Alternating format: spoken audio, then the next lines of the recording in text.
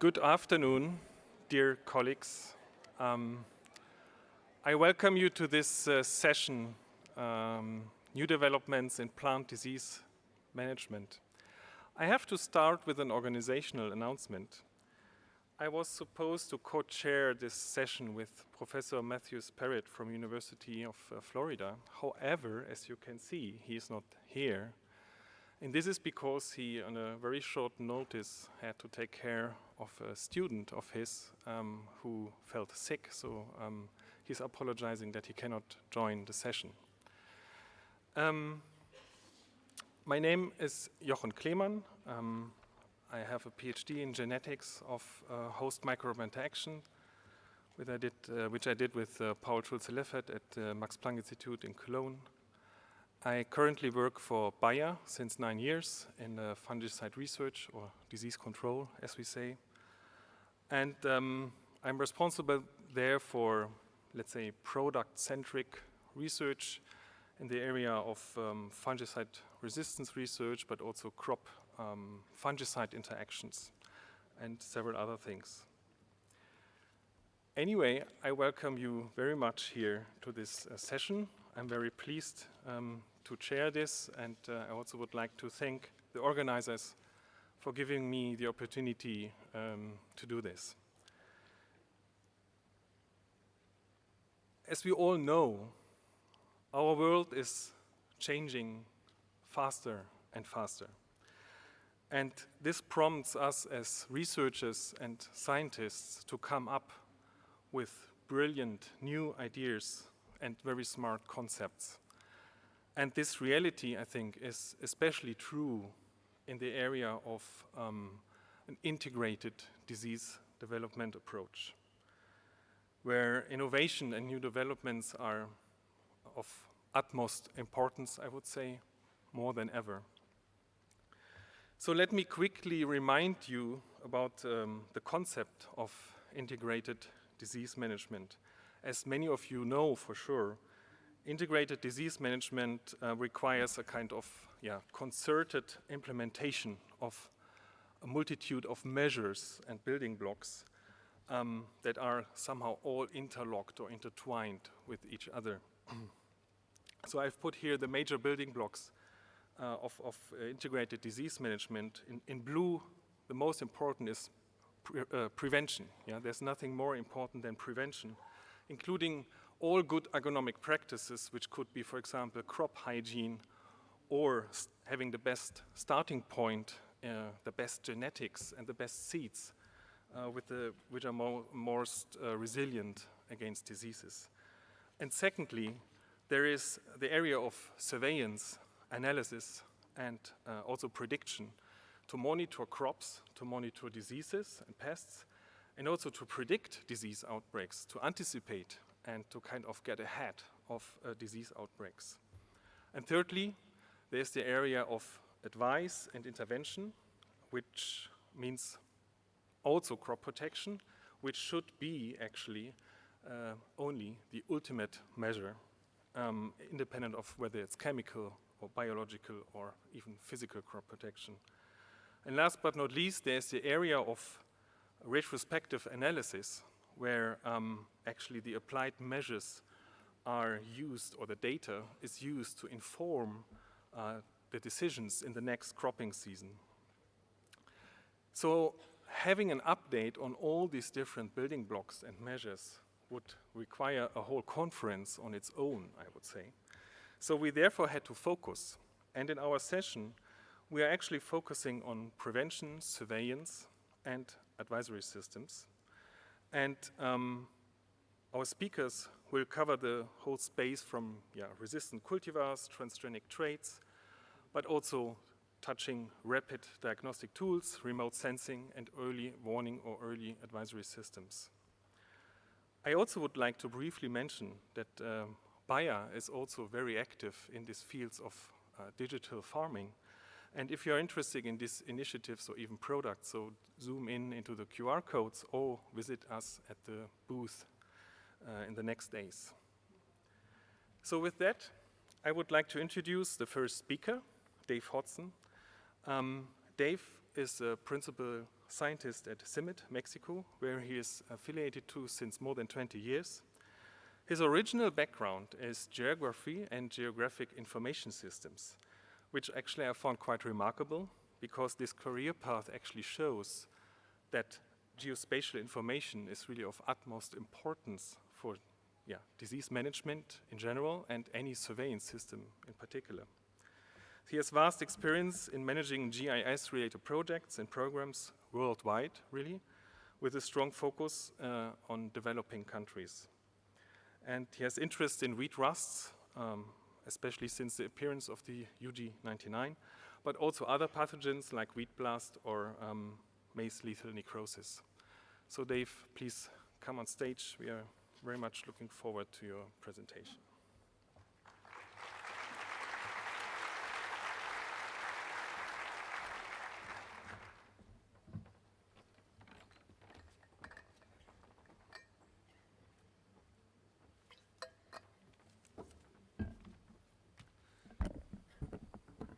Great. Thanks very much, Jochen. Wonderful to have the invite. So thanks to you and the organizers of the conference to be here in this amazing venue to talk to you today. So what I'll try and do is give you an overview of the work we've been doing around early warning, advisory systems, surveillance systems. I'll mainly talk about the wheat rusts, but as you can see from the pictures here, some other diseases will also be included. So I'm presenting this on behalf of a community, and it's a truly global community. We've got an incredible group of partners that have contributed to these efforts. Something like, I don't know, well over 50 partners, and across every continent apart from Antarctica. And also, we've had incredible support from donors, and notably Bill and Melinda Gates Foundation and FCDO in the UK have just given us amazing long-term support for this work. So everybody in this room will recognize we're seeing an increasing threat with the transboundary pathogens and pests. I think everybody will also recognize the key drivers as well. Globalization, trade, travel, climate change, and then also cropping systems are all playing a part. I put a few photos, just a little rogues gallery related to maize and wheat. Today I'll focus mainly on the wheat side of things. So the wheat rusts, if you don't know them, I'm going to focus on two of the rusts, stem rust and stripe rust or yellow rust. Stem rust is considered the most destructive disease on wheat. It's under favorable conditions, it's capable of 100% crop loss. The photo you can see in the picture, that whole area is just completely killed by stem rust. That was an epidemic we saw in Ethiopia. I was reminded of Dr. Borlaug. So when we started the rust work, he was saying to us that he recalled the big epidemics in the US, which was the problem that he came to solve coming to Mexico, just standing on high ground, and just everywhere that he could see was just total devastation. I was unfortunate enough to have exactly the same experience in Ethiopia. Stem rust is it's a very scary disease. Similarly, stripe rust. I mean, this is the rust, I think, of major concern globally. The estimates put the losses at about $1 billion annually, and it's increasing in terms of where it's occurring, but also the damage that we're seeing with stripe rust. So the history on this, it really goes back to UG99. And this was my first involvement in this work. So back in 1998, there were strange results in a nursery in Uganda. It was subsequently confirmed that the new race, which got named UG99, had been detected. And then it was a global initiative trying to address this new problem. I got involved in that colleagues were asking me, can you help us try and work out where this thing might go, how much damage it might cause, and can you try and put together the surveillance and monitoring systems that we need to try and address this problem. So what we did was put together surveillance networks on a very large scale. We're looking at a surveillance network that covers over 40 countries. We're surveying 20, 30 countries on an annual basis using very standardized tools and methodologies. And it's probably one of the largest scale crop disease monitoring systems that's currently operational. With all that data being collected, it was also important the data management aspects. So we worked very closely with colleagues at Aarhus University in Denmark, the Global Rust Reference Center, developed this wheat rust toolbox, which is our core data management system. It's now holding, you can see the numbers, large numbers of survey records over multiple years, data from a large number of samples that have been analyzed. It's a comprehensive system that incorporates data-driven display analytical tools. So it's a really comprehensive data resource that we're using. We've also been able to adapt it, so there's in the same system we've got MLN data for maize, and there's also late blight data for potato. Obviously, with the rusts, the surveillance on itself isn't enough. They're constantly changing pathogens. We're seeing the evolution of new races occurring all the time. So the diagnostic aspect is also critical. So we've coordinated a whole network of pathotyping labs, again, spread across the globe. So the international labs, so the Cereals Disease Lab at the USDA in Minnesota, the Global Rust Reference Center in Denmark, and the IITA Regional Rust Research Center based in Izmir. These have been key in terms of backstopping and providing support and information. But equally important has been developing the in-country capacity. So we've got functional labs up and running in Ethiopia, and we're just getting things running now in Kenya as well. So the capacity building is another hugely important part of all of this. So it's really been training the next generation of rust pathologists. So through hands-on training, it's been thousands of colleagues across the different countries that we work in have undergone different forms of training. There's also been the investments in new infrastructure, and you can see the amazing new rust pathotyping greenhouse that is just starting to be functional at Calro in Njoro in Kenya. So with all that surveillance activities, the sampling, and then the subsequent pathotyping that's been done, we've been able to track the evolution and the movements of UG99. So you can see from the slides here, basically it's spread all across Africa, it's spread out into the Middle East. We're looking at currently about at least 17 races within the UG99 lineage. And we've seen acquisition of increased virulence over time. When we started on UG99, we were looking at a very vulnerable global situation.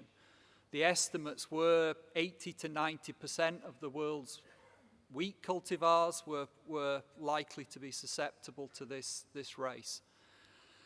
We've now connected the surveillance work to the breeding efforts. We've got an international stem rust screening platform operational in Kenya, and basically the world's wheat has come to that platform for testing. We've used the knowledge of the racers to use the most relevant racers to screen in that platform. And we've seen, I don't know, well over 170 resistant varieties have now been deployed in key priority countries.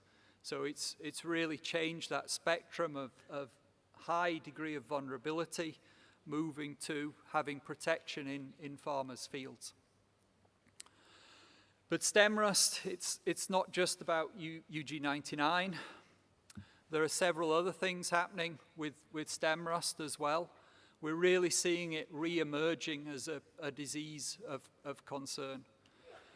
So in Africa, we're seeing the continual evolution of new races. We're seeing the spread of those races out of Africa. And factors like massively increasing areas under irrigated wheat in Ethiopia could potentially sort of facilitate those movements out of Africa even more. In Europe, we've seen stem rust come back. Nobody was seeing stem rust in Europe for maybe 60 years. Now, every year, just about every country in Europe, we're seeing stem rust. We're also seeing a functional role for the alternate host, barberry, in Europe. So work that's been done in Spain, finding some very unique virulence combinations, including SR31. So UG99 was the first stem rust race that we had SR31 virulence.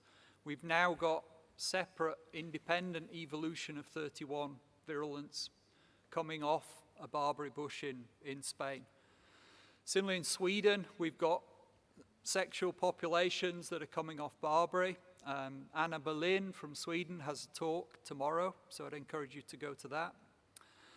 Also in Siberia, Kazakhstan, we've clearly got sexual populations there, huge diversity of races. And we were seeing massive outbreaks of stem rust a few years ago. Estimates about 3 million hectares were affected by stem rust. And I think the issue there's a lesson to learn that it's a very mechanized system, but with changing climate, the patterns of the rains shifted. And the rains occurred at the time when they wanted to spray, but it was too wet to get the machinery into the fields. And as a result, stem rust just exploded and went on to millions of hectares. The race that I'm flagged here, TTKTT in Iraq, basically the virulence of that race is capable of taking out all the current Western European wheat cultivars. There's no resistance that would stand up to the virulence of that race. So there's some clear threats out there. Similarly with yellow rust. I mean, yellow rust is on a global tour. We're just seeing such a rapid evolution of important new races, and these are really moving around the globe with incredible speed. The orange one, PST S13 on this map, it was first picked up in Europe. Within a couple of years, it was then detected in South America, and they had their biggest stripe rust epidemics in 30 years as a result of the incursion of that race into South America. And you could see it was doing a good job at putting new color onto the farm machinery. Similarly, we've also seen a clear migration pathway between the Himalaya region and East Africa. We've now got at least four well-documented cases, races that we first picked up in Afghanistan, Pakistan. Within a couple of years, they're moving into Ethiopia and causing serious problems then in East Africa. So with all these challenges out there, and I think the turning point was the stem rust epidemic that I showed the photo of originally in Ethiopia. Really trying to work on, can we put together early warning systems? Can we get timely, actionable advice through to farmers to help them get in control? So we've worked very closely with colleagues at the University of Cambridge and the UK Met Office, bringing in advanced spore dispersal models, environmental suitability models, and these working on a real-time basis, so giving us seven-day forecasts. The framework we put together, we started in Ethiopia. So what we did was basically near real-time surveillance in the field, so using mobile apps, feeding that information directly into a central database. We've got automatic data harvesting from that database into the model pipeline, and these models are running on the UK Met Office supercomputer. We're getting daily outputs of seven-day forecasts coming back to the country. We're putting together advisory information on a weekly basis. We're also tapping into large-scale mobile phone extension systems, so we're capable of reaching hundreds of thousands of farmers very quickly with alerts, and we're getting timely, actionable information through to farmers. And we've got evidence that farmers are being able to get control ahead of the disease problems. So this example from Ethiopia, 2010 was a really big yellow rust epidemic. A new race came in. We know now it came in from the Himalaya region. Weather conditions were super conducive. The varieties that were being grown were completely susceptible to this race. There was no preparation, no warning. There was no fungicides in the country. Farmers weren't aware about disease control. And the epidemic just took off on about a third of Ethiopia's wheat area. The losses were in the hundreds of millions of dollars. The Ethiopian government spent about $3 million on fungicides, and I'm guessing most of it was probably wasted. It was just sprayed way too late. 2021, we saw almost an analogous situation. We had a new race, again, came in from the Himalaya region. It was one we'd flagged as having very high epidemic potential. Weather conditions were super conducive, and a large proportion of the varieties being grown were susceptible. We had the early warning, everything kind of worked, and they ended up getting a record wheat production in that year. We've subsequently been able to take those systems, transfer them across to South Asia. So in Nepal and Bangladesh, we've got operational systems, and we're reaching probably, I don't know, well over 500,000 farmers with information there. The next steps on this, we just got a new project, again, support from the Gates Foundation and FCDO in the UK, this DWAS project, covering 4 countries, South Asia, 4 countries in East Africa, continuing the work on the wheat rust, but also looking at wheat blast and probably trying to bring fusarium in as well. So new advances, we worked with Diane Saunders' group at the John Innes Centre in the UK on this MARPL system. It's nanopore sequencing. Essentially, it's a lab in a suitcase, so you can take it anywhere. It's got all the bioinformatics capacity built into the system, and within 2 days, a field sample we can get through to genetic group identification for yellow rust. We can then pick up something new and feed that into the early warning system. Wheat blast, spreading globally.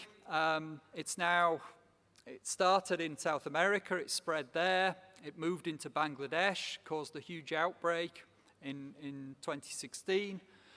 It's also now in Zambia, in Africa, and in both Bangladesh and Zambia, it's spreading, and we think it's going to spread further.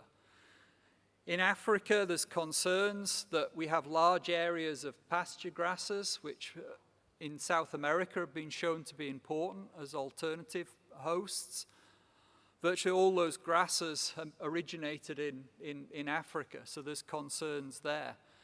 The work from the group at the Sainsbury lab, they've shown under controlled conditions you can get mating between wheat blast and the finger millet blast. So we know we've got these other blasts present in Africa, and we just don't know what's going to happen at the moment. We've also got the future climate models saying the suitability is going to really increase across Africa, also into southern Europe, and also into the southeast of the US. So I think all the warning signs are there. So we need to be doing more on blast. We're working together with colleagues in Bangladesh and China to put together rapid diagnostics. So they're working on essentially like a rapid COVID test. We hope it's going to be a few dollars for the test kit, something like a 20-minute test in the field. So we want to integrate this into the surveillance efforts so we can be really monitoring what's happening.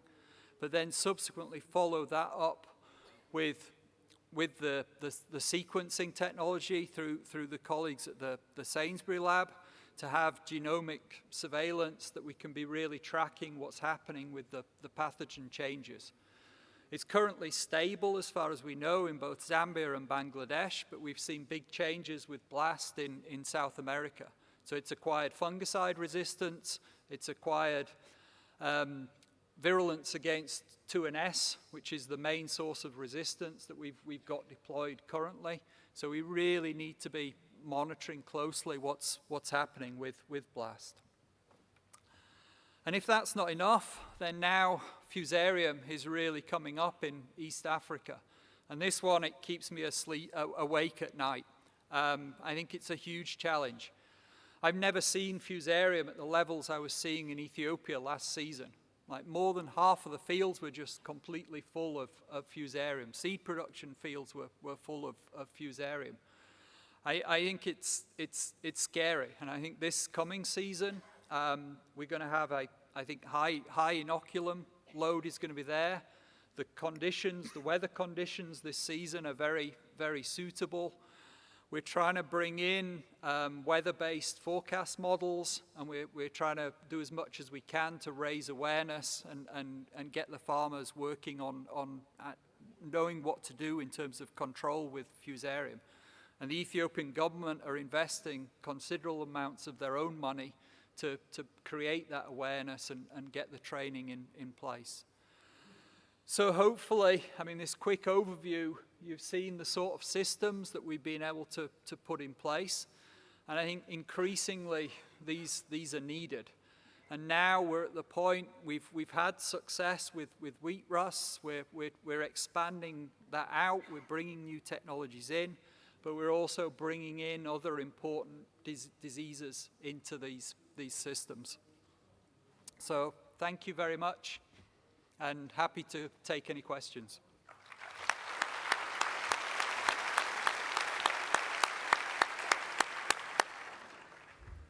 Thanks a lot, Dave. There's time for questions. So either please come to the microphones up front there or ask a question in the app, please.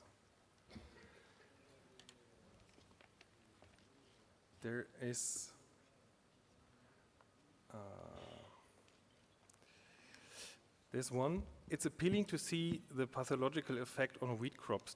Where do you think focus should be? Developing fungicides against the pathogen or strengthening the plant immunity and developing resistant cultivars? Yeah, it's a good question. I think the first line of defense is the resistant varieties. I mean, that's the number one. I mean, the challenge with rusts is that they're changing so quickly. And you've probably always got that fallback to fungicides when the resistance breaks down. The approach from the CIMMYT breeding programs is that it's all focused on minor gene adult plant resistance. So the aim is that it's race non-specific resistance. So that's what we want to see out there in farmers' fields, and we see that is our best chance of getting the best protection.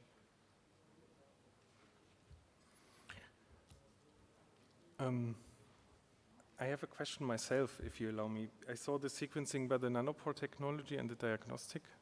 So how is it actually organized? Who is doing the analysis? Is it on the farmer side or advisor level or even scientists that come there? Sorry, repeat the I saw the sequencing by the nanopore, and okay. How is this actually organized, or who is doing the analysis? Is it on the farmer level or advisor level? Okay. So with the MARPL system, so it's with the researchers is who we've embedded it with. So we've currently got it functional in Nepal, in Ethiopia, and in Kenya. It's fully functional for yellow rust and for stem rust. So it's the national partners, the scientists who are running that. And a really nice thing is, so we've done quite a bit of training around the MARPL system, but now it's the local partners who are taking that up. They're running the training. They're training their own colleagues in these systems. So that's really nice to see. And we'll be expanding it out. I think Pakistan will be the next place we go, and then probably Tanzania. Mm-hmm. Thanks. So there's a highly rated question. Was intercropping or multiculture instead of monoculture considered to prevent outbreaks? Yeah, I mean, that's a good question. And I think that's something we need to do more in.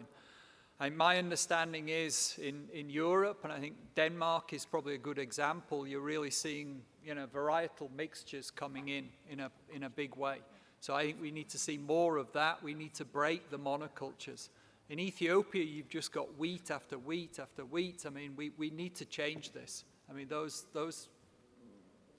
landscape level systems approaches we need to try and change. But it's not easy. I mean, currently the political priority in Ethiopia is to have wheat self-sufficiency, and they're pretty much there. But the whole political focus is on producing more wheat. And in the current situation we're in globally, then you can see the rationale behind that. But that doesn't really help them with more diverse cropping systems. We have time for one quick question up there. Yeah, thank you for the very nice and interesting talk. It is partly related to the previous question. What would be the possible causes of emergence of FHB in Ethiopia? And this is related to causes which happen in other countries in the world, such as low tillage and increase in corn acreage? Yeah, nice question, thank you. Yeah, I think there's a combination going on there. We're certainly seeing increasing corn, maize areas, and I think that's a key factor. And also I think there's climatic factors as well. I think we're seeing an increasingly conducive environment for fusarium. And I think it would be the same for blast, and it really worries me if blast ever got into Ethiopia, then we would have a really serious problem. Okay, thanks, Dave. Let's thank Dave again.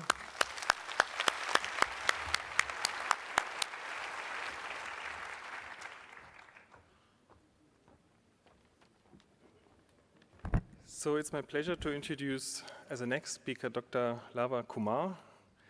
Lava received his PhD from the James Hutton Institute in the UK and is currently the head of the Germplasm Health Unit, Virology and Molecular Diagnostics at the International Institute for Tropical Agriculture. And the key areas of his work include the characterization of diversity and distribution of whitefly transmitted cassava viruses, the inheritance of multiple virus resistances in cowpea and development of multiple virus resistant cowpea varieties, And he's ensuring the health of the germplasm unit at the IITA and facilitates the safe exchange of germplasm worldwide. And today in his talk, he will cover his work on diagnostics and management of banana bunch top diseases. So welcome on stage, Lava.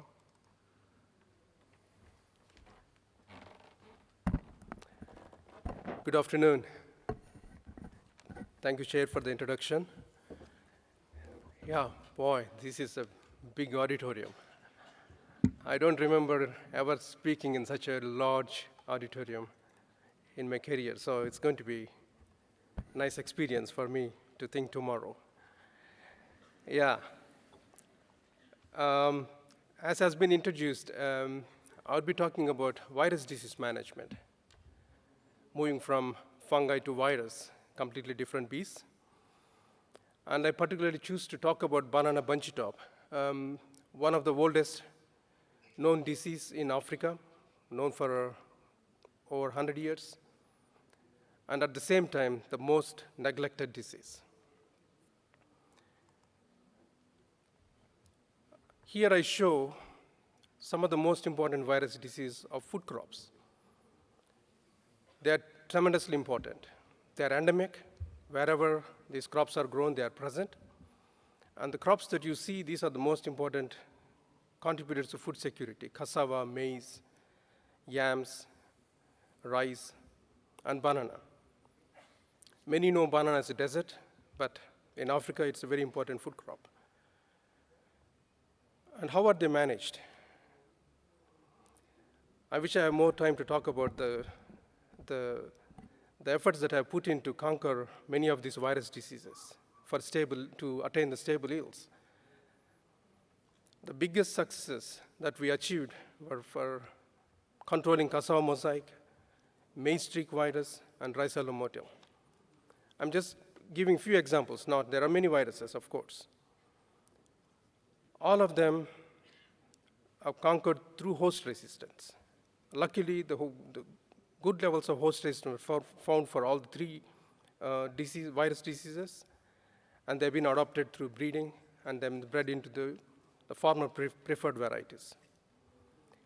And then comes another two important diseases: brown streak, cassava brown streak, and maize lethal necrosis. Brown streak is native to Africa, known again for close to 100 years, but it only became popular after it spread from coastal region to Great Lakes in beginning of the new millennium. Unfortunately, there is no durable resistance. So then the virus has to be managed through alternative approaches, such as use of clean seed. More recently, some success has been made and moderate resistance has been found, and jointly with seed system that is being implemented on fields. Maize lethal necrosis is again an alien virus, first recognized in Kenya in 2011, caused a devastating outbreak. And this is a good example where technology and knowledge has been brought in very quickly to come up with acceptable solutions through which disease can be managed. CIMMYT and the partners have worked quickly to identify moderate resistance, and combined with clean seed practices, this epidemic could be managed in East Africa. And then comes yam mosaic, which is again an endemic virus, cause 50% yield losses in West Africa, and the banana bunchy top, both of which there is no durable resistance. They need to be managed through integrated methods. Generally, any technology, any disease that requires integrated approach is difficult to gain good levels of adoption in the field. It is not that these are not effective, but it is difficult to make them work, especially at the smallholder context. I just talk about bunchy top situation, especially because this virus spread is unabated, and very recently it has spread to East Africa, where the banana is by far the most important for food security. Just to understand how important this banana and plantain for food security, just these simple graphics here.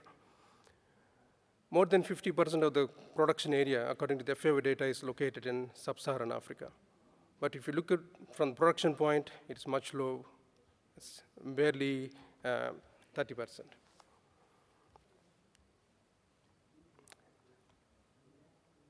There are many reasons. It is not only just bunchy top. There are many reasons contributing to the low productivity. It is one of the most important food crops with a production value of 4.3 billion in Africa alone. Almost all the production that is consumed locally, only 50% is traded, even in the local markets. And Africa has highest per capita consumption of banana compared to any part of the world. And also this region is known for high cultivar diversity. There are different types of bananas grown, plantains, cooking bananas, desert bananas, etc.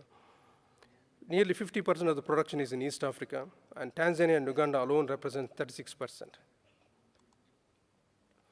And another important thing that we should remember when we talk about banana in Africa is it is a kind of wild. It just grows everywhere. It is one crop that you will notice almost at any location, be in rural areas, peri-urban, urban, forest, backyards, roadside. It is just a contiguous. You can see bananas as a kind of continuous growth. And many of these plantations are more than a decade old, and sometimes even close to 100 years. And these farms are established using the seed harvested from the same farm. So literally, it is a kind of an unmanaged system, dominantly. And it is known that many farmers believe that this is a crop that takes care of itself with very little management requirements. This itself has a big impact in terms of the way the banana bunch top is spreading. It is closely associated with the way the crop is managed. Now, as a brief introduction to the virus itself, banana bunch top is a babu virus belong to family Nonaviridae. It has 6 single-stranded DNS genome. It is transmitted by banana aphids in a circulative, persistent manner, and also through vegetative propagation. Remember, banana is a vegetatively propagated crop. Any propagative part that is taken, if it is coming from infected soil, automatically the virus spreads. And this virus is almost exclusively to the Musa species. It has few other hosts, but their epidemiological role is not known yet, especially for the banana. And other important thing is almost all the Musa clones that are grown are highly susceptible. We haven't found any resistant varieties among the cultivated species yet. This diagram shows the global distribution. It is spread in almost 37 countries. It was first reported in Fiji in 1889 as a disease. At the time, the viruses have not been identified.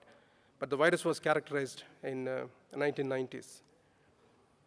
Two of the scientists who played a major role, Dr. James Dale and John Thomas, they are here in this conference.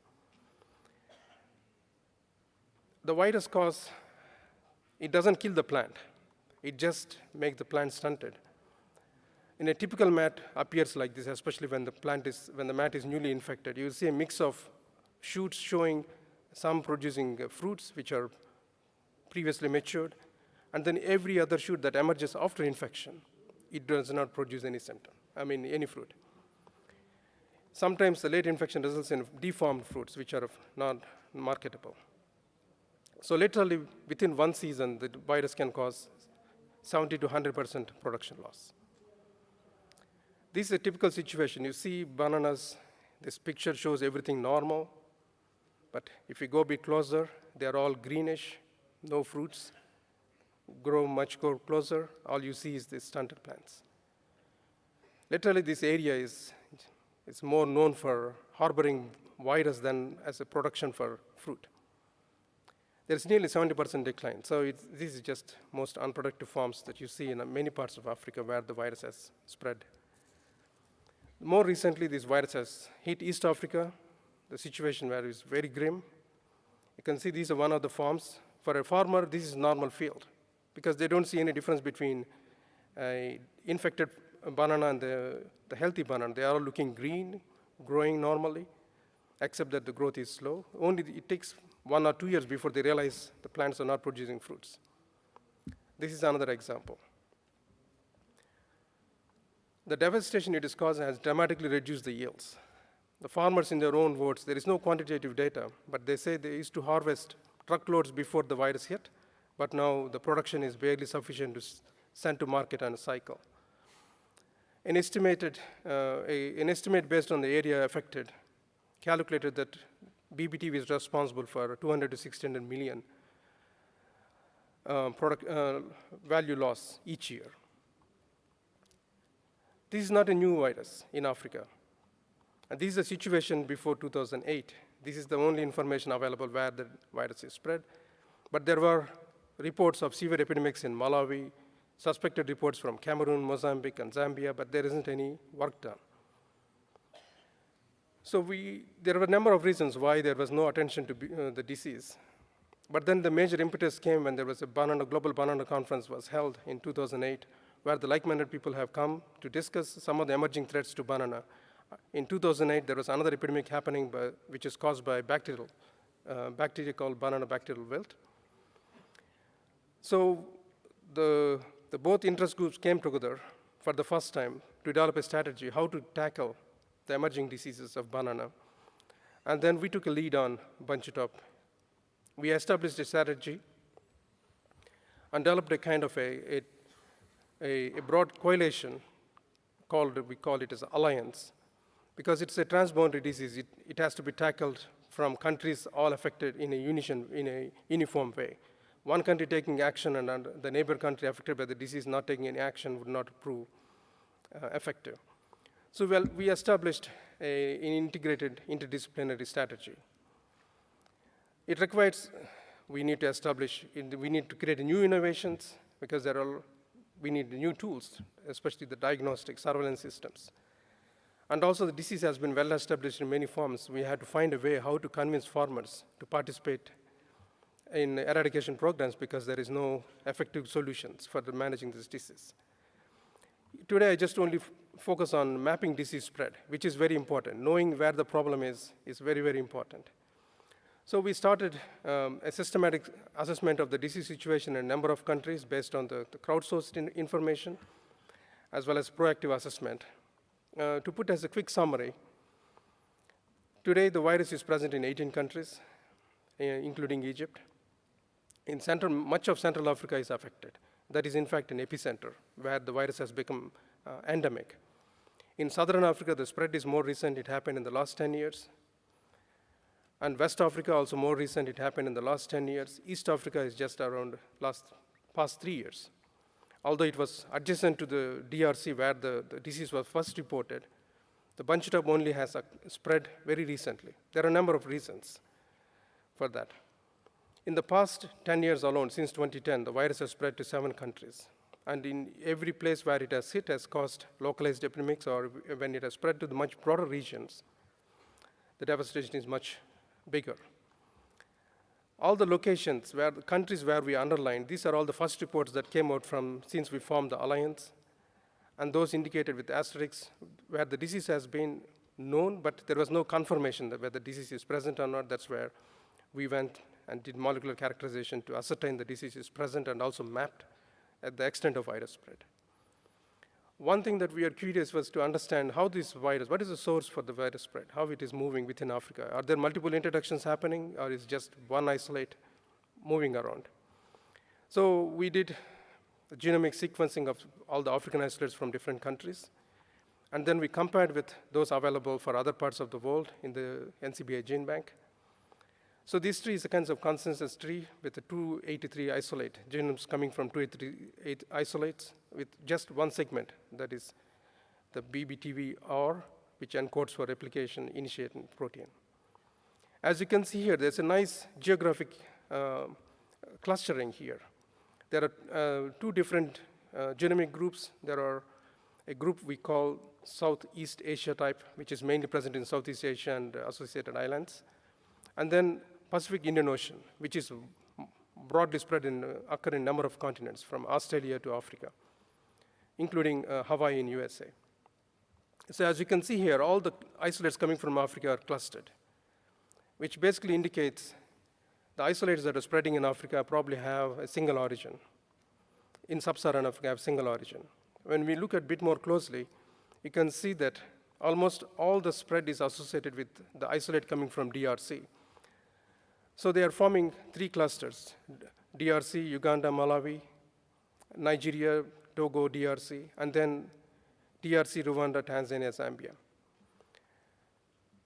The isolate that is present in Egypt is separating out.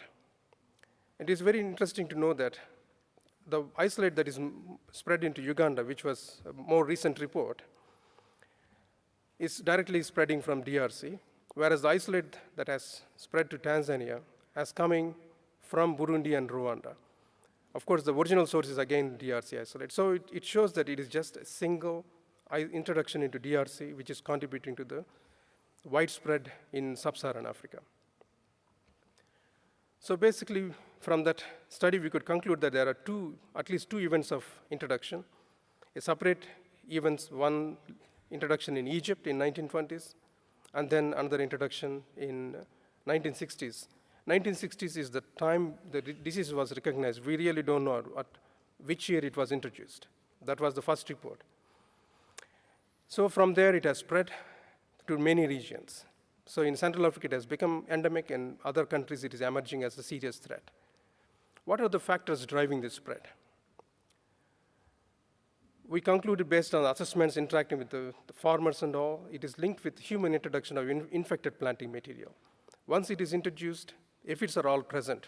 Banana aphids are present wherever bananas are grown, and then it is contributing to the local spread. And then the lack of awareness. Since this disease, the plant looks very similar to the healthy plant, the farmers don't realize that they have a problem until very, very late. And also, when they realize there is a problem in the field, they are reluctant to eradicate because they always see after about 50 plants, they have 2 of them producing bunch. They just wait, other plants may grow. And then there is no clean planting material. So this whole spread is linked with the farmer behavior of how they are sourcing planting material. So we have done a study, how are they sourcing planting material? And we look at both practices done by the men and women. This study was conducted in West Africa. It's very interesting to note that almost 90% of the planting material is harvested from within the community. The purchasing of planting material is very rare, or bringing it from outside the community is also very rare. And most often they harvest planting material from their own farms to establish new farms.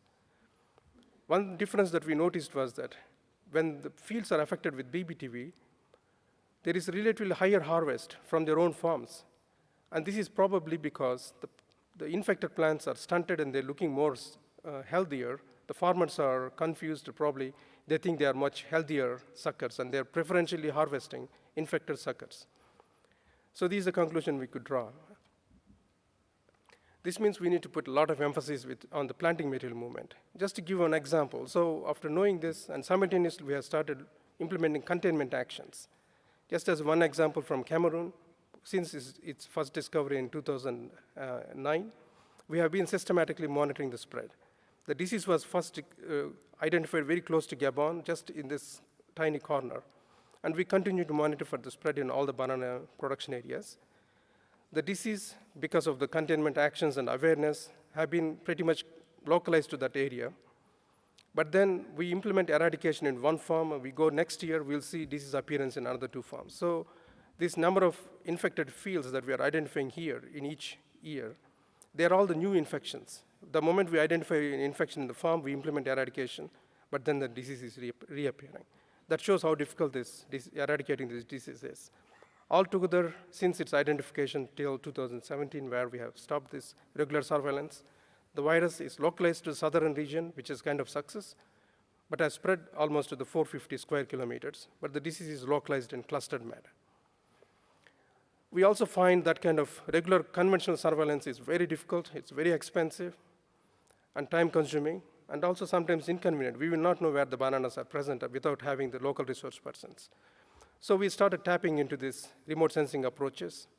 We started establishing machine learning models to identify bananas in heterogeneous farming systems in Africa. So the most improved model, which is based on the satellite data and the random forest machine learning method, is giving a 90% accuracy. And it can distinguish bananas in mixed forms. And it is proving very handy when planning for surveillance and also going around looking for infected fields. And that alone is not sufficient. We also need a tool, rapid diagnostic tool, confirm the disease in the fields. We established a recombinase polymerase amplification method, which can be used very easy. It's a simple method that can be performed with machine or without machine-free detection as well. And we can confirm disease occurrence using lateral flow devices. So it is very handy and not too expensive. And these tools are being given to the surveillance teams. And we established a simple protocol which doesn't require even sample extraction. We can directly detect from the leaf itself. So non-destructive approach.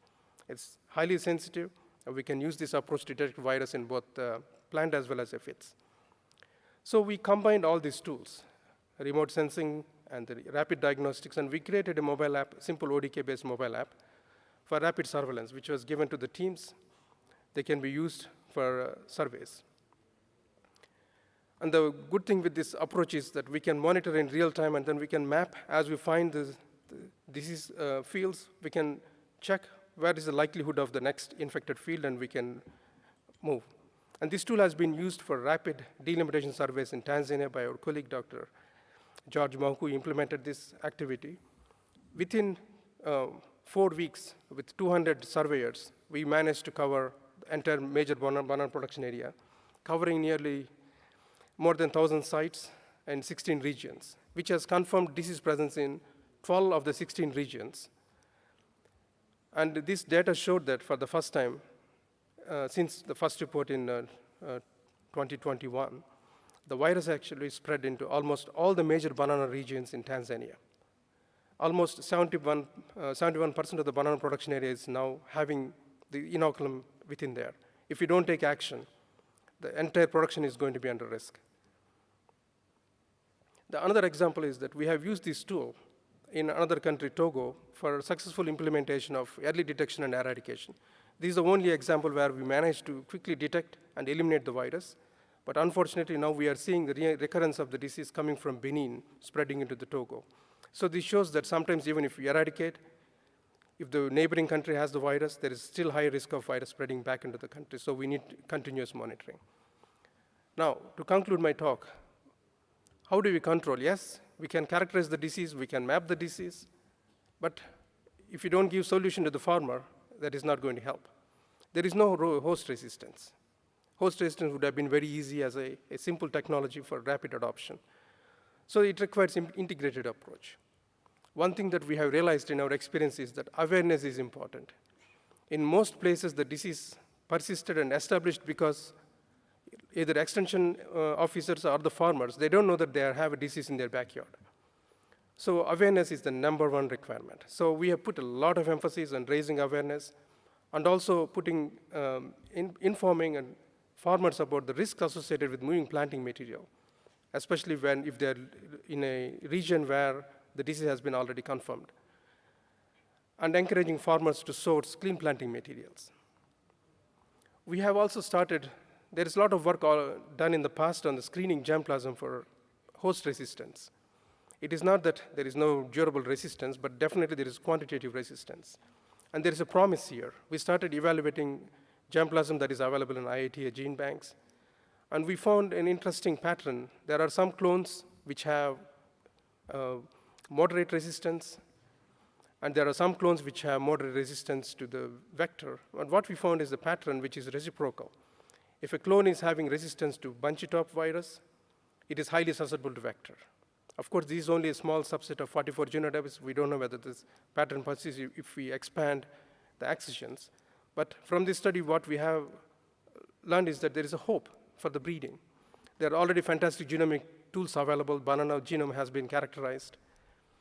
And in addition to that, we also started screening wild genotypes. And we identified in BB diploids near immunity to bunch tops. There are Mosa balbisiana having absolute resistance to bunch top virus. Lava, you need to conclude soon. Yeah. So in the meantime, we started implementing a production recovery approach. So we started implementing eradication by using herbicide and then encouraging farmers to completely eliminate plants and then replant with a clean planting material. This is a long-term approach, but unfortunately, we don't have any alternative for time being. Advocacy and awareness is super important.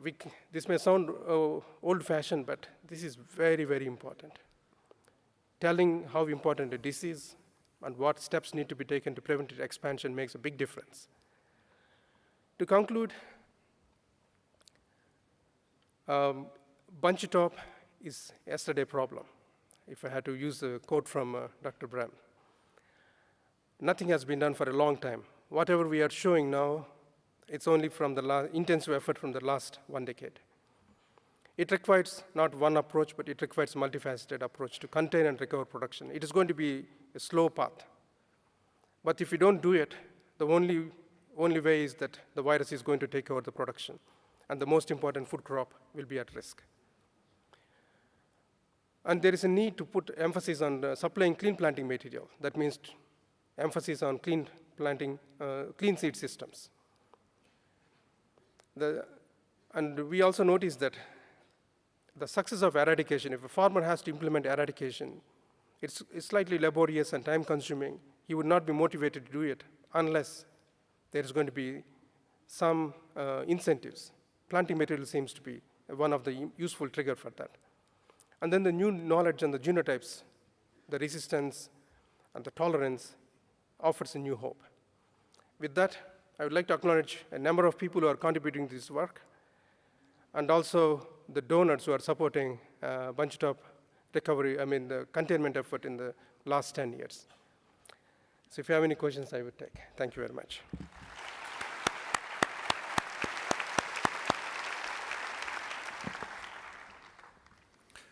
There's maybe a time for one question. Is BBTV found on GMO banana plants or hybrid plants in addition to the normal wild plant species? Yeah, BBTV is found in all natural hybrids as well as synthetic hybrids. These are tetraploids. On the GMO, I'm not sure about that point.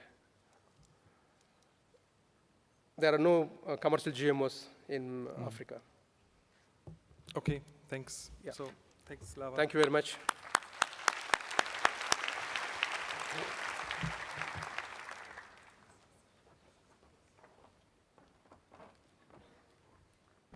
So now we change gears, although maybe the surveillance remains as a link between the talks and the next talk.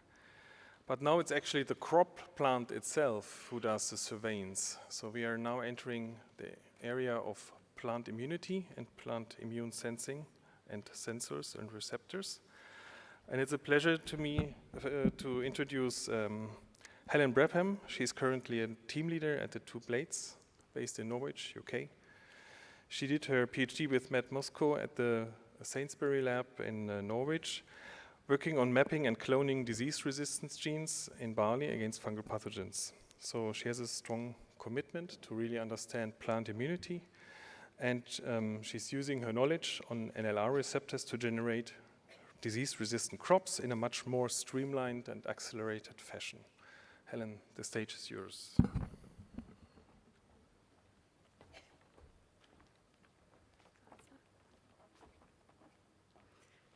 Thank you very much for the opportunity to talk to you today about some of the work that we've been doing within 2 Blades, in particular our high-throughput mapping of new disease resistance genes. So I don't have to labor this point with this audience, as we've had 2 very great talks already previously, but the global burden of disease is very high. And so I've highlighted here some of the major pathogens that we face globally, and also some of the projects that we've had within 2 Blades. In particular, looking at Asian soybean rust, cornstalk and ear rots, and also nematodes of soybean as well.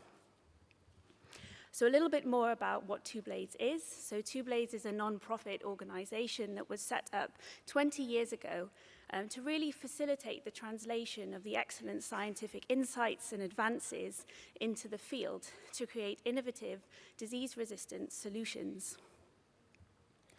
Over the years, we've curated a large network of collaborators that span both academic institutions, industry, and funding partners as well.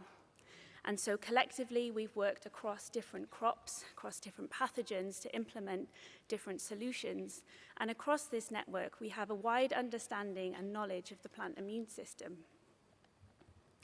So briefly then, just as an overview, we know there's layers of defense within the plant immune system. We know that when pathogens infect, and for here I've just simplified with fungi and bacteria, but also we have a wide variety of species as well.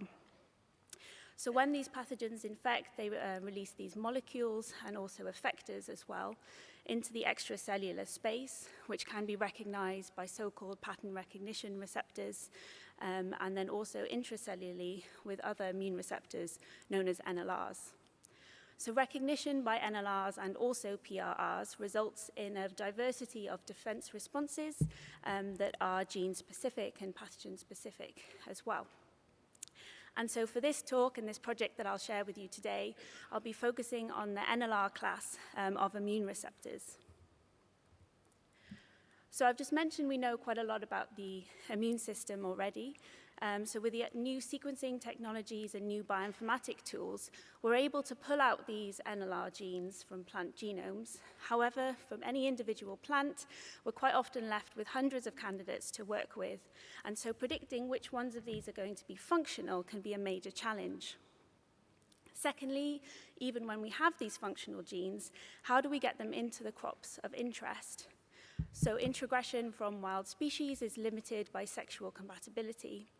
And also transformation technology of crops is crop independent and can also be quite inefficient. So to tackle both of these issues, within TwoBlaze, we developed a technology called NLRseek to help us filter these candidate genes.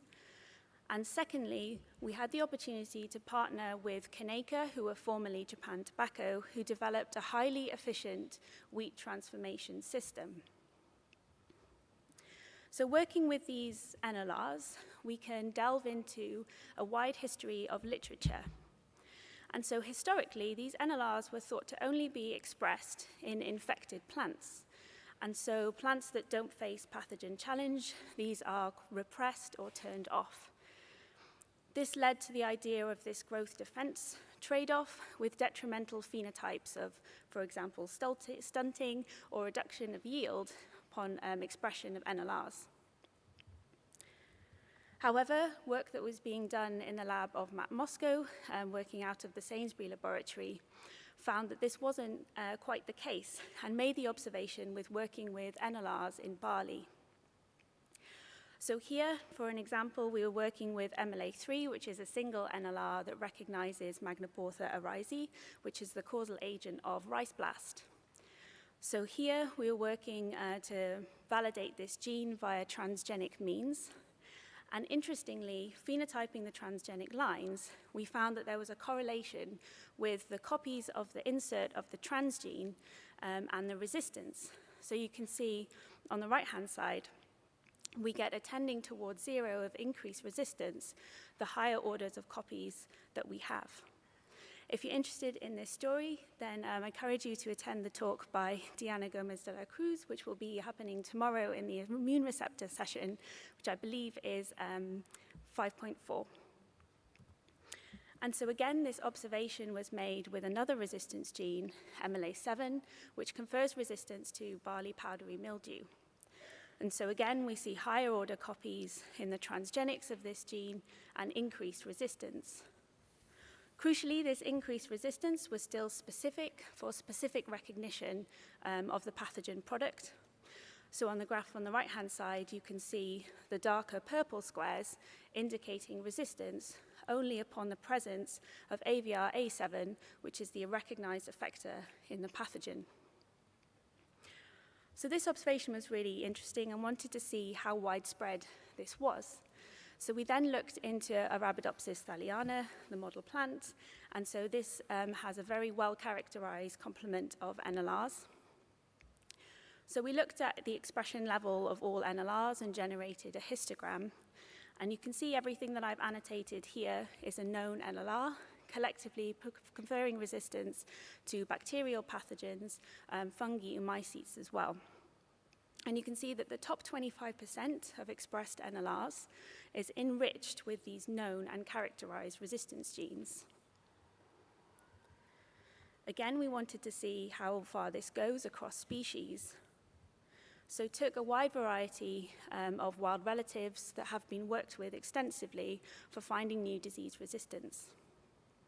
So I've highlighted here Aegilops tauschii, which is a wild relative of wheat. And again, in the top 25%, we see 2 SR genes for stem rust resistance. Solanum americanum is a wild relative of potato, which has been the donor of many different resistance genes, as annotated here. And Kajanus kajan is pigeon pea, and CCRPP1 was a program within 2 blades, and this has been deployed in soybean for Asian soybean rust resistance. So these last 2 examples that I've highlighted were actually worked on both within 2 blades and also members of 2 blades. So Solanum americanum work looking at RPI AMR resistance genes against Phytophthora was done by Camille Vitek, the group leader within 2 blades during his time as a postdoc. And then also I mentioned CCRPP1. So both of these involved many years of map-based cloning and population development, whereas taking this approach, all of these genes would have been in the top handful of candidates from these species. So with this observation in hand, we had an opportunity to partner with Kaneka to showcase their technology and to put 1,000 genes directly into wheat. So where to begin? So we've had an excellent talk already this morning from Dave highlighting the major challenge of rust within wheat. So these species are found across all wheat growing areas worldwide and are major challenges to wheat production. These are also all obligate biotrophs, meaning they're very difficult to culture in the lab, and so resistance is really best found working directly with the plant, making it an excellent proof of concept to showcase our findings. So our approach was very straightforward. We would mine these new NLRs using the signature of expression. We then, with our partners Kaneka, would transform each of these genes singly into wheat to end up with a transgenic array and an isogenic background of these new NLRs for testing. So to mine these new NLRs, we started with a selection of diverse grass species. So here I'm showing you a phylogenetic tree of the grasses, and the A, B, and the D genomes of wheat are found towards the bottom in the Triticeae. Everything that's in orange circles and listed on the right-hand side were included within the program. So we've got close relatives of wheat, such as Aegilops, but also moving all the way out through other species, such as Bryza, Sinosaurus, through to Malika, which have never been genetically investigated for rust resistance before. So not only were we sampling a great diversity of species, but we also wanted to capture the depth of allelic variation within the species as well. So we sampled 69 accessions of these 18 species collectively. Following our bioinformatic pipeline to refine these NLR candidates based on this expression signature, we developed PCR primers for just under 1,000 of these NLRs and embarked on a high-throughput cloning strategy. We moved forward with the first 1,000 that were amplified and assembled into a vector for agrobacterium-mediated transformation.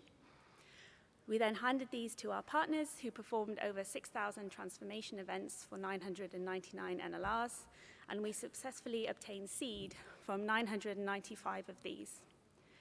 We have multiple independent transgenic lines for each of our genes, so we've got good replication within the array, and so we have a collection of over 5,000 transgenic families that we can screen for new resistance.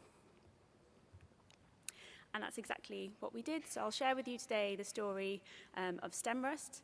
And so we screened this transgenic array in partnership with Brian Stephenson in the University of Minnesota, who has extensive knowledge and experience of working with the cereal rusts. And so screening our collection in glasshouse seedling assays, we identified 19 new NLRs that confer efficiency against a North American isolate of stem rust, QTHJC. So the susceptible background is listed at the top, and you can see the characteristic diamond-shaped infection of stem rust. I've highlighted here the variety of the phenotypes that we've observed, and you can see reduced colonization and reduced pustule formation in our transgenic lines. We also put these into the field to validate field resistance. And again, here showing you our strongest NLR, this 440, giving a completely green stem in the field in comparison to our completely infected susceptible controls and our wild-type genetic background. So we've talked a lot about durable resistance within this conference already. And so thinking about deployment, we wanted to make sure that the genes that we're working with would recognize the diversity in the pathogen as well. So we then tested these genes against the TTKSK isolate from the UG99 lineage. Again, hopefully I don't have to explain the history of this isolate now.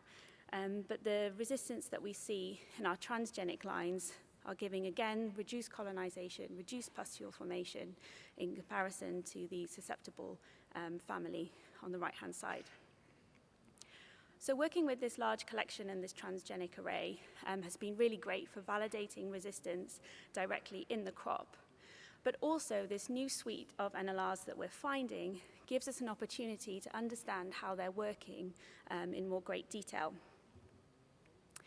So again, I mentioned we know quite a lot about these genes already, building on a lot of the literature that's already been published. So we know many of these genes function singly, directly recognizing the pathogen effector, or using an intermediate host protein and to check for any modification by the pathogen. Some of these genes work together as pairs or larger networks, and therefore you will require both genes to function. And some of these pairs then have the presence of additional integrated domains, which act as sort of like a bait for the pathogen effector. So these new genes that we found, were curious to see, well, how are they working exactly? So we built a phylogenetic tree to compare to other known NLRs within the grasses.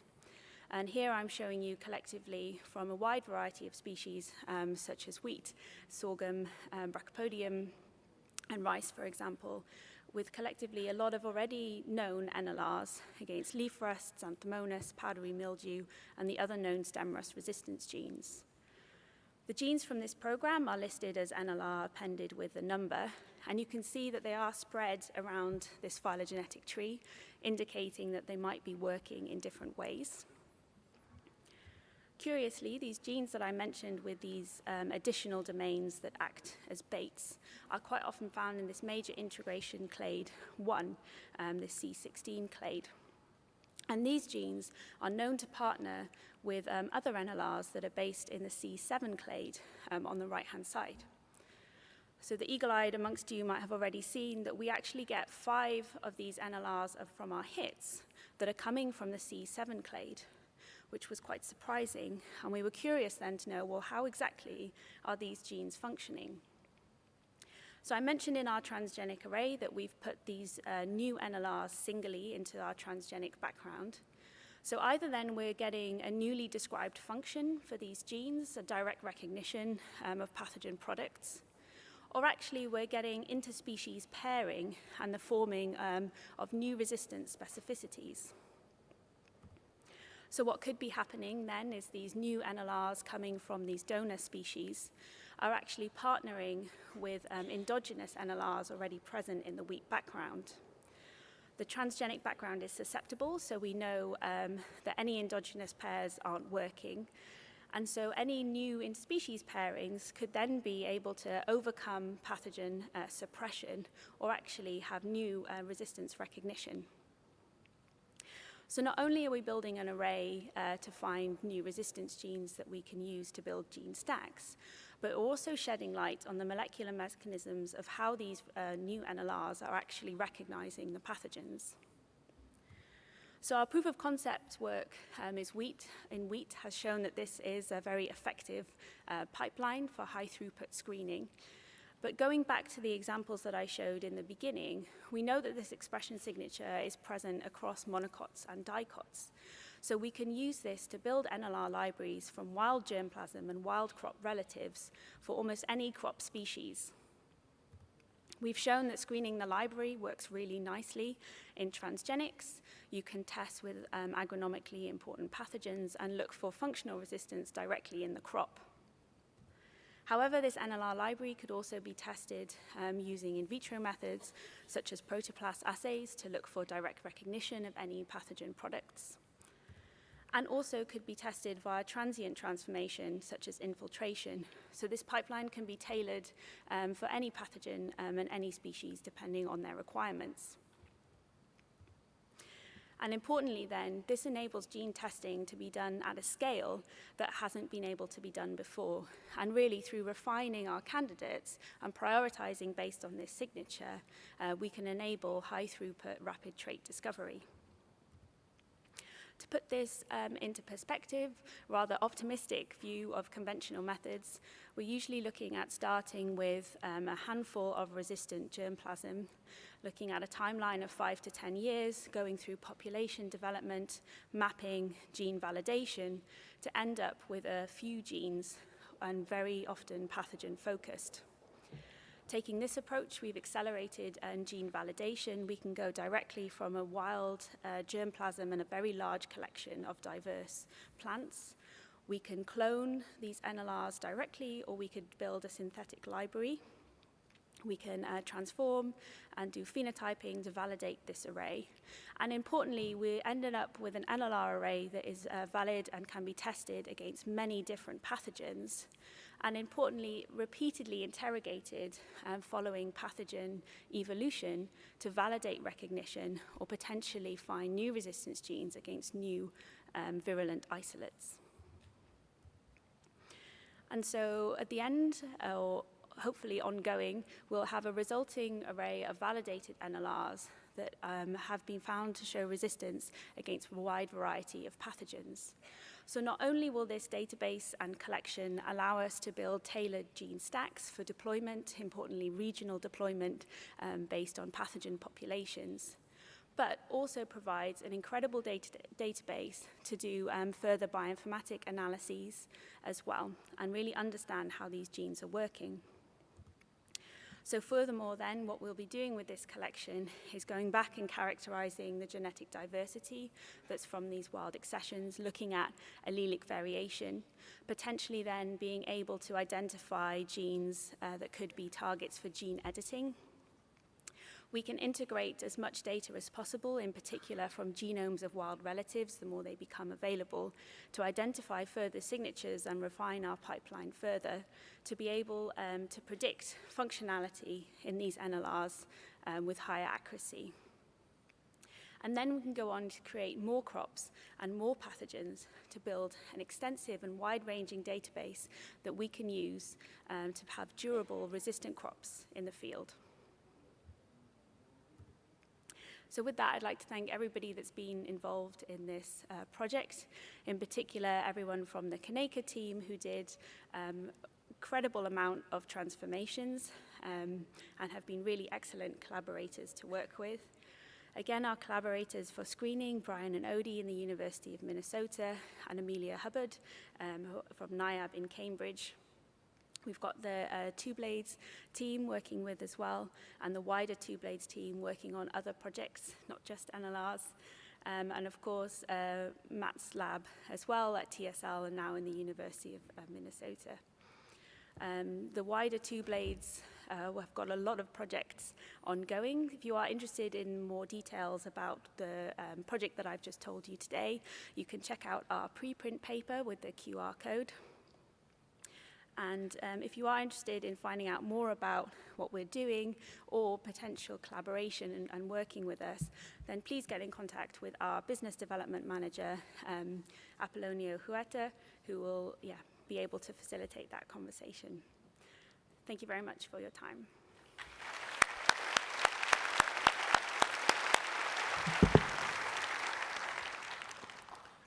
Thank you, Helen. So there are a couple of questions in the chat, and I try to prioritize them according to the thumbs up. So And I try also to summarize some which are redundant. So is it possible to predict the NLR expression from promoter sequence? And if not, would it help actually to detect functional NLRs? Yep, so that's something that we're really interested in. I mean, I've mentioned these are, quite highly expressed. What's regulating that, we still don't know. So going and actually looking at any motifs in the promoters would be great, and that's something that we are, definitely working on. Okay, thanks. And then there was a question, or actually several ones.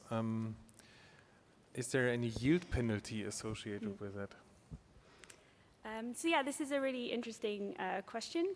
So in our transgenic library, we've got these 5,000 lines. We've grown in glasshouse conditions and in the field, both in Norwich in the UK and also in the University of Minnesota. We don't see any consistent detrimental phenotypes across any of our lines. And this is actually consistent with other work that's been done working with transgenics. So recently there was a 5 transgene stack, 4 NLRs and 1 adult plant resistance gene that was tested extensively for agronomic traits such as seed weight, for example, and didn't see any statistic difference here. There's also been the movement of other genes into species, particularly stem rust resistance into barley as well, and other transgenic examples where they don't see any yield penalty. But this is a really interesting question because there is the idea in the literature that these are causing detrimental phenotypes, but more evidence is coming out that this might not actually just be because of expression level, but actually changes in the NLR sequence as well. So I think more investigations into this and really taking a step back and critically looking at the data is what's needed. Is the transformation a bottleneck in this process, and how quickly can you go from finding an NLR candidate to having a resistant plant? Certainly I think that will be crop dependent for transformation. We partnered with Kaneka, who developed the highly efficient wheat transformation, but before this, you wouldn't be able to do this kind of project. So definitely that would be crop specific. So then looking at the other approaches, such as combining in vitro methods or some transient approaches, would speed up gene validation. In theory, this phenotyping within this program got heavily disrupted with COVID, so our timelines were quite extensive. But if we went back to sort of what they would have been, this would have been about 3 years to go from the gene first being identified through transformation to validation. We have also one question in the room, please. Thank you very much. Extremely interesting. I was just wondering, could you presumably speed up the screening process by testing directly against virulence genes or effectors? Yep, certainly that's a great suggestion. So again, I think that would be pathogen specific. So there's been really great work in particular with rust. So if anybody that was present at Jana's talk earlier, there's been really great advances with sequencing and predicting of effectors. For many other pathogen species, we know quite a lot about the effectors already, and they have smaller genomes, and it's just 100 of gene candidates. So going directly to the pathogen product that is recognized is really useful. And then particularly when we're talking about deploying gene stacks in the field, if we know exactly what's being recognized by the NLR, we can prioritize putting together genes that recognize diverse pathogen products, and hopefully those that are actually very widely prevalent within the pathogen population as well, to make these as durable as possible. Thanks, Helen. In order to close the session in time, I suggest that maybe you have a look to the chat, because there are a lot of questions, and also the other speakers are invited to maybe answer some questions in the chat. And I would like to thank you for your contribution.